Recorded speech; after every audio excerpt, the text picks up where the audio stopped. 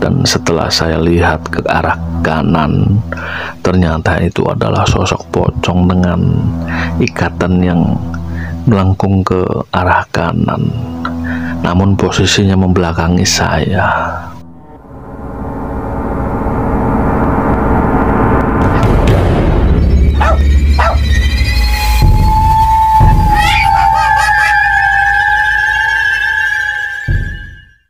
Kalau kata orang, pengalaman adalah guru yang terbaik. Ya, mungkin bisa saja ya. Karena dari sebuah pengalaman ini saya juga bisa belajar bahwa dulu ada satu peristiwa yang saya alami, dan peristiwa ini saya alami berdua dengan kawan. Ya, peristiwa ini memang di luar logika ya. Pada saat itu di tahun 2010, saya yang bekerja di daerah ibu kota memang pada saat itu mengajukan cuti selama kurang lebih ini 3 hari. Karena pada saat itu memang ada adik yang memang akan melangsungkan pernikahan, dan di sini saya kepada perusahaan memang akhirnya diizinkan. Tentunya ini adalah sebuah kegembiraan bagi saya, karena selain memang saya bisa menghadiri acara adik saya, dan di sini saya juga akan bertemu dengan kawan-kawan lama yang memang sudah lama sekali tidak bertemu. Ya, salah satunya adalah kawan karib ya, namanya sebut saja dengan Hendro. Ini adalah kawan saya yang merupakan salah satu kawan dekat bahkan dari zaman sekolah. Ya, memang walaupun tidak berdekatan sekali rumahnya, namun kita karena memang sudah saling mengenal, jadi ini sering sekali bertemu. Karena kebetulan saya dan Hendro ini mempunyai hobi yang sama. Hobi di sini adalah memancing. Dan ada satu peristiwa juga yang akhirnya ini akan menjadi kenangan bagi saya, bahwa ketika sebelum acara mulai, jadi seumpamanya acara pernikahan ini 2 hari lagi, nah saya ini menyempatkan memancing dengan Hendro. Daerahnya sudah kita sepakati, sebuah daerah aliran sungai yang lebar sungainya memang masih besar ukurannya. Nah, sungai ini sungai alami, jadi memang yang alam yang membuatnya, sehingga di kanan kirinya ini masih sangat rimbun sekali. Di spot ini saya sebetulnya tidak terlalu familiar, karena memang sudah sangat lama sekali tidak ke spot yang baru ini ya. Dan spot ini memang spot biasanya Hendro ini memancing, istilahnya spot langganan, karena memang tempatnya ini agak bersih, dan di bawahnya ini memang agak seperti lubuk ya, atau kedung bahasa kampung kami. Nah, di kedung ini biasanya memang banyak sekali ikan-ikan yang beraneka ragam, ada ikan lele dan sebagainya. Dan waktu yang disepakati ini kita berangkat jam 9 malam, karena memang persiapan untuk pernikahan di rumah saya ini belum begitu terlihat. Nah, disinilah saya ambil kesempatan. Kita ini berdua berjalan menuju area pemancingan tersebut, atau lebih tepatnya sungai. Jarak rumah dengan sungai ini ya memang jauh, karena memang kita menggunakan kendaraan roda 2, dan di sana itu kurang lebih memakan waktu hampir 20 sampai 30 menit. Ya sebetulnya memang desa kami dilewati sungai itu, namun itu tadi spot yang enak ada di desa yang agak jauh ya. Nah singkatnya kami ini berjalan atau istilahnya sudah menuju ke sana.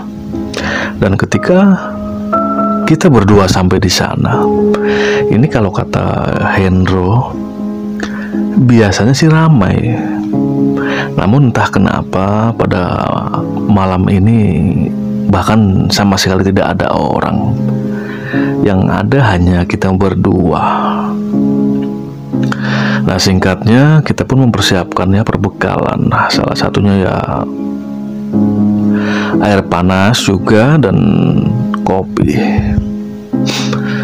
Namun yang saya kaget ketika plastik itu dibuka yang berwarna hitam, bukannya termos atau air panas yang saya lihat. Namun maaf, di sini Hendro malah membawa minuman beralkohol. Dan di sini sebetulnya saya sudah males ya. Namun ya sebagai kawan karib, di sini saya istilahnya menghormati. Ya memang tidak banyak, ini Hendro hanya membawa 1 botol. Dan singkatnya itu memang kita menikmatinya. Kalau kata Hendro ini jamu, karena habis seharian bekerja sebagai pekerja lapangan, sehingga ini butuh tonik atau penambah stamina. Ya singkatnya lagi kita pun minum juga, saya juga minum sambil menikmati suasana memancing. Hingga akhirnya saya pun dengan Hendro ini memisahkan diri. Saya tetap di tempat, namun di sini Hendro ini agak ke hulu dengan jarak yang lumayan jauh. Suara binatang malam ini sangat banyak sekali variasinya. Ada jangkrik, ada orong-orong. Ya intinya memang namanya sungai yang memang dikelilingi oleh tanaman-tanaman besar. Saya di sini belum merasa merinding atau apa ya. Sambil menikmati rokok, sesekali saya juga menarik kail pancing. Ada kalanya zong, ada kalanya juga mendapatkan ikan. Hingga akhirnya waktu itu pun berlalu 1 jam. Sampai di waktu menjelang 2 jam, ini Hendro yang posisinya di hilir masih belum juga kembali. Hingga akhirnya di saat kepala saya ini semakin berat ya dan pusing, dan konsentrasi memancing juga sudah mulai pudar, dari arah kanan saya ini ada suara seperti orang berjalan, krusak. Dan ketika saya menengok ke arah kanan, ini sama sekali tidak ada seorang pun. Karena tadinya saya pikir ini mungkin pemancing yang lain baru datang.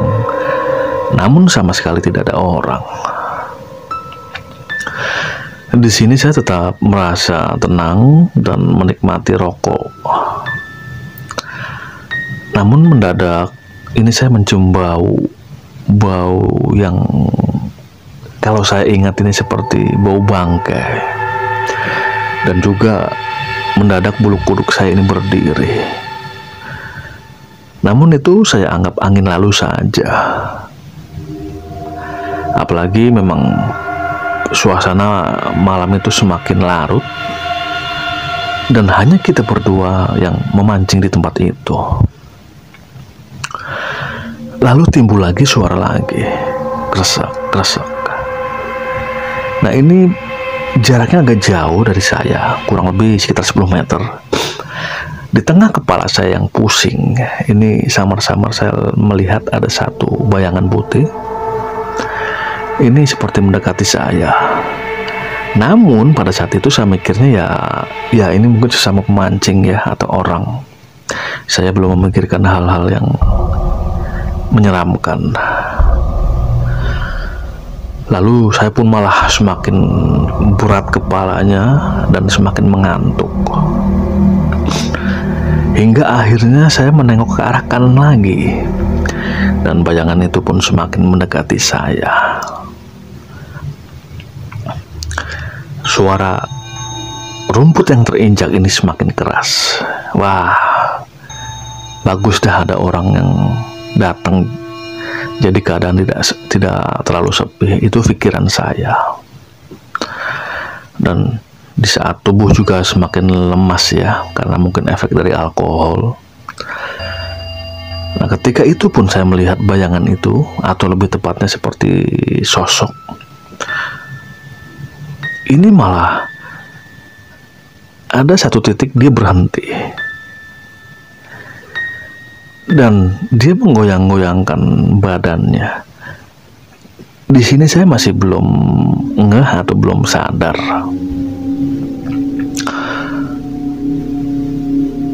Dan lalu ketika saya mulai sadar,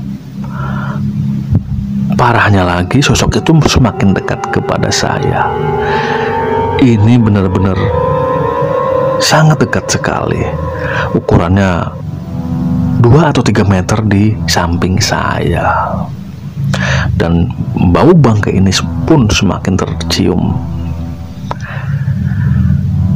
Ya karena penasaran lagi ya, di tengah kepala saya yang semakin berat, saya pun akhirnya memfokuskan pandangan saya. Dan setelah saya lihat ke arah kanan, ternyata itu adalah sosok pocong dengan ikatan yang melengkung ke arah kanan, namun posisinya membelakangi saya. Saya di sini panik. Ya walaupun kondisi tidak normal dalam arti karena terkena efek alkohol, namun saya di sini masih bisa berpikiran logika dan saya masih merasa tenang. Istilahnya masih berusaha gitu ya.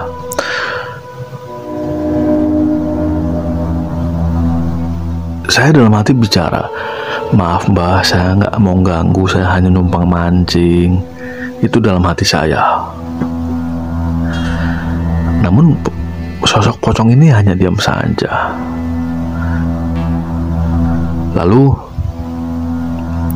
dari arah hilir ini terdengar Hendro memanggil saya. Yono. Nah, saya pun menyautinya dengan terbata-bata. Iya, ada apa? Nah, si Hendro ini bilang, ayo pulang, buruan. Oke. Nah, ini saya pun terbata-bata lah intinya. Akhirnya dia pun menghampiri saya. Dan saya pun akhirnya baru berani menengok ke arah kanan, dan ternyata sosok itu memang sudah tidak ada. Dan singkatnya pun kami ini berkemas-kemas dan langsung meninggalkan tempat tersebut ya di kisaran jam 12:30 malam. Hingga akhirnya saya pun menginap di rumah Hendro. Ya karena sudah tidak kuat lagi, akhirnya tidur di sana. Hingga pun terbangun di pagi hari kemudian. Dan disitulah kami ini berdua bercerita. Saya juga menceritakan kejadian yang saya alami. Nah, ternyata usut punya usut, Hendro juga ini mengalami kejadian sama seperti saya. Namun nampaknya ini kejadian yang dialami Hendro ini lebih menakutkan. Karena saya tahu sebetulnya Hendro ini sosok pemberani. Namun karena ada satu kejadian yang menyeramkan, Dan di dalam kondisi tidak normal itu, akhirnya Hendro pun memutuskan untuk pulang dengan saya. Nah, Hendro ini menceritakan bahwa sebetulnya tidak lama setelah dia memisahkan diri dengan saya, dia ini sedang asik memancing. Nah, tiba-tiba dari arah belakang ini ditepuk. Nah, ini ada satu sosok. Nah, sosok ini hitam warnanya. Dan ini bilang, "Mas, maaf minta apinya." Nah, Hendro pun awalnya mau menengok ya. Namun di sini dia di feelingnya ini merasa jangan menengok di dalam hatinya. Dan kalaupun hanya memberi korek, ini pun tangannya saja yang ke belakang. Dan ketika tangannya ini memberikan korek ini, Hendro ini bisa merasakan tangan tersebut ini berbulu sangat lebat ya, karena sempat menyenggol walaupun sedikit. Nah, ketika korek itu pun dikembalikan, ini Hendro masih menyenggol lagi tangan berbulu tersebut yang katanya sih sangat kasar seperti icuk. Nah, setelah itu sosok itu pun bilang, "Matur suwun ya Mas." Dan di sini Hendro pun hanya bilang, "Iya Mas, sama-sama." Nah, yang lebih menyeramkan, sosok ini malah mengajak mengobrol ya. Namun di sini Mas Hendro ini sepertinya enggan, karena paham bahwa yang diajak ngobrol ini memang bukanlah manusia. Hingga akhirnya dengan sedikit basa-basi Hendro pun pamitan dari tempat tersebut. "Monggo Mas, saya duluan." Ini kata Hendro ke sosok tersebut. Nah, disinilah sialnya Hendro. Dia lupa. Padahal feeling dia tidak akan menengok ke belakang. Namun karena memang lupa, Hendro ini menengok ke belakang dan berpamitan. "Monggo Mas, saya duluan." Nah, disitulah Hendro ini melihat penampakan yang sangat menyeramkan. Karena apa? Ternyata Hendro ini lupa bahwa di belakang dia ini adalah berbatasan langsung dengan beberapa meternya ya, ini dengan kuburan umum atau pemakaman. Dan di sana ini selain sosok berbulu, ini Hendro melihat banyak sekali pocong yang berdiri, tidak terhitung katanya jumlahnya. Nah, di tengah ketakutan yang amat sangat, akhirnya Hendro pun langsung dengan setengah berlari ini mengajak pulang. Ya, itulah cerita yang dialami oleh Hendro. Dan ketika saya pun berbagi cerita juga dengan dia, dia juga kaget karena sebetulnya Hendro ini kadang-kadang juga ya, walaupun tidak terlalu malam, sering mancing di tempat itu, namun tidak mendapatkan gangguan seperti ini. Dan setelah kita telusuri, mungkin ini bisa jadi karena memang penghuni situ marah karena kita ya istilahnya mancing sambil meminum minuman keras. Ini kalau kita ambil kesimpulan berdua, seperti itulah kira-kira yang kita yakini. Dan kalaupun nantinya akan memancing, ini jangan sampai mengulangi lagi dengan kita minum minuman keras. Ya, demikian Bang cerita yang saya alami dengan kawan saya. Dan di sini saya juga mengucapkan terima kasih Bang ya, sudah memuat cerita saya. Wassalamualaikum warahmatullahi wabarakatuh. Waalaikumsalam warahmatullahi wabarakatuh.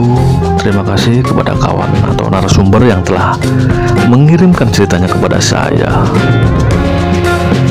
Dan saya juga tidak lupa selalu mengucapkan, selain terima kasih juga mengucapkan semoga kawan-kawan subscriber ini dalam keadaan sehat selalu. Yang sedang sakit semoga cepat dipulihkan, yang sedang bersedih semoga sedihnya juga cepat hilang ya. Dan apapun keinginan atau rencana kawan-kawan ini semoga menjadi goal atau sukses dengan rencananya.